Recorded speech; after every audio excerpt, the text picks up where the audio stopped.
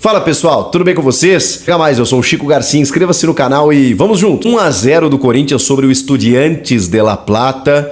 Aliás, La Plata, palco do jogo de volta, onde o Corinthians vai ter que fazer uma guerra, como fez contra o Newell's Old Boys na fase anterior dessa Sul-Americana. Aquele 0-0, né, sabendo sofrer para tentar se classificar. Não vai ser fácil, porque o Corinthians venceu por apenas 1-0. Uma vantagem? Sim, uma vantagem. Mas que lições ficaram da eliminação diante do São Paulo? Quando o Corinthians vence o jogo por 2-1 e tem essa vantagem destruída nos primeiros minutos do jogo. Quando o Luxemburgo, técnico do Corinthians, revela publicamente que tinha pensado no segundo tempo em utilizar uma estratégia mais ofensiva, colocar o Wesley, apostar no contra-ataque. E aí, quando ele percebeu, já estava 2-0 para o adversário. Pois bem, dessa vez o Corinthians abdicou de atacar no primeiro jogo. E isso me incomodou. Porque a escalação que ele monta é basicamente aquela que a gente já tinha mais ou menos desenhado, mas com o Wesley no time. Por que ele não põe o Wesley no time? Ele explicou. Mas não explicou, na verdade, né? Ele foi questionado na entrevista coletiva, mas não explicou o motivo, dizendo que é a escolha do técnico, que, enfim, que ele tem as suas escolhas, ele não gosta mais de analisar tecnicamente ou taticamente o seu time, então a gente tem que fazer as nossas análises aqui. O Wesley ele tem uma característica muito mais ofensiva do que o Guilherme Biro. O Biro ele é um jogador mais de preenchimento de espaço. Ele acompanha a lateral, ele faz o corredor, ele volta para marcar, ele tem mais recomposição, mas o Biro ele tem algumas dificuldades na tomada de decisão, muitas vezes em conseguir, né, ter mais efetividade do meio para frente, e é por isso que o torcedor às vezes torce o nariz.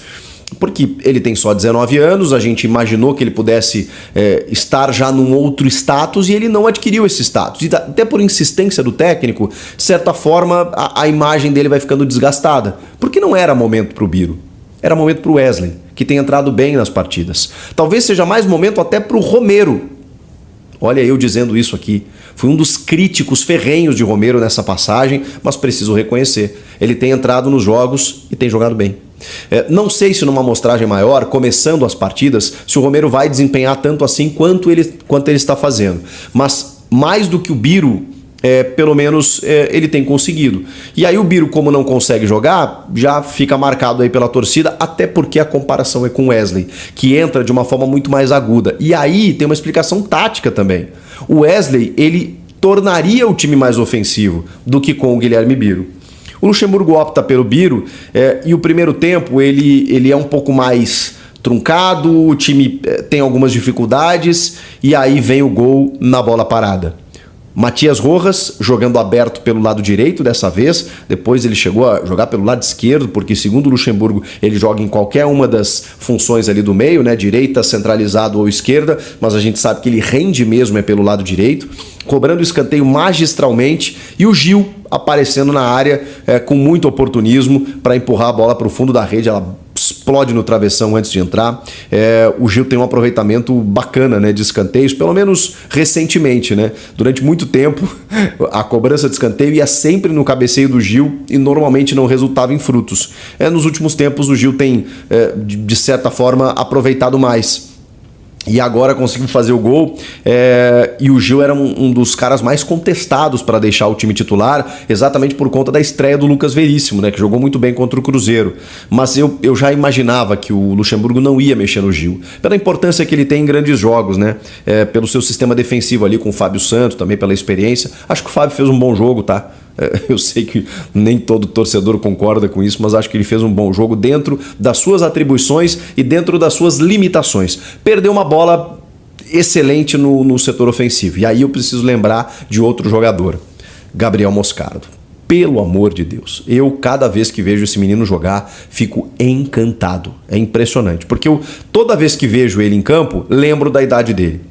E me pergunto como, aos 17 anos, ele consegue ter tanta maturidade, tanta visão de jogo, tanta capacidade técnica de jogar numa Neoquímica Arena lotada contra um time argentino e ainda desfilar a técnica como ele faz. Ele deu 2 gols que os jogadores não aproveitaram.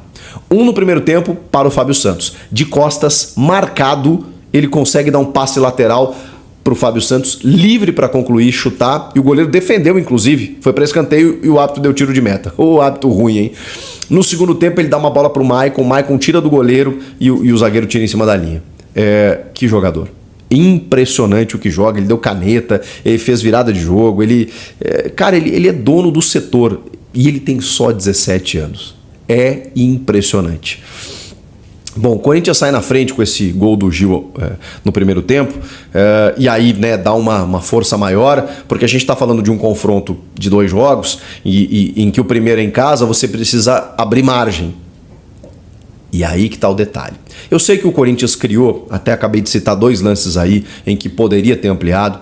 Tem o gol do Gustavo Mosquito, que é inacreditável, né? Mas assim, vou dar aquela ressalva, né, do cara que tá 10 meses sem jogar, entra contra o Cruzeiro, faz um gol ali no último minuto e aí às vezes o cara perde o tempo da bola, enfim, né, não sei se ela não quicou antes, o gramado da Neoquímica Arena é maravilhoso, é um tapete, mas às vezes, sei lá, vem uma bola, um passe, né, um pouquinho mais mascadinho, daí ele vai tentar atirar, tem 2 caras à frente dele, mas assim, o gol tá aberto, não tem goleiro e ele bate a bola, né, isola, a bola sobe demais, vai pro lado, enfim, cara, eu não sei o que ele fez na jogada, numa baita jogada do Romero, tá? Falamos do Romero, baita jogada, de novo ele estaria dando um gol pro Gustavo Mosquito, que não aproveitou, mas assim, foi uma jogada em que ali o Corinthians poderia ter ampliado o marcador.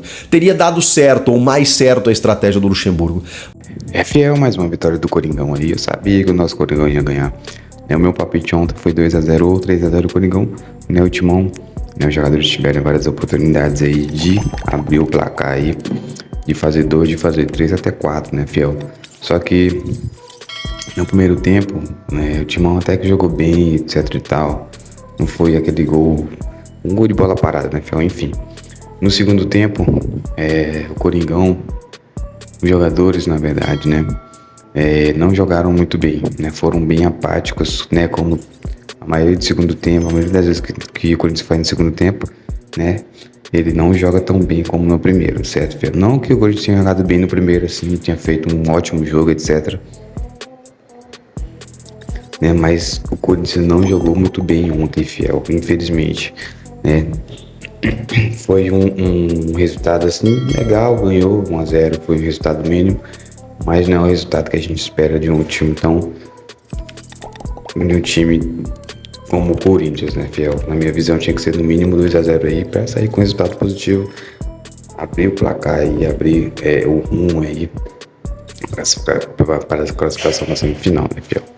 Mas aí como deu certo, agora é segurar o próximo jogo, né, no contra-ataque. Na minha visão, o Gil fez um ótimo jogo, todo mundo contestando ele, inclusive eu, né? Mas a gente sabe como é que ele é, né? Pela experiência dele, conseguiu fazer esse gol de cabeça e conseguiu trazer esse resultado positivo aí pro Corinthians.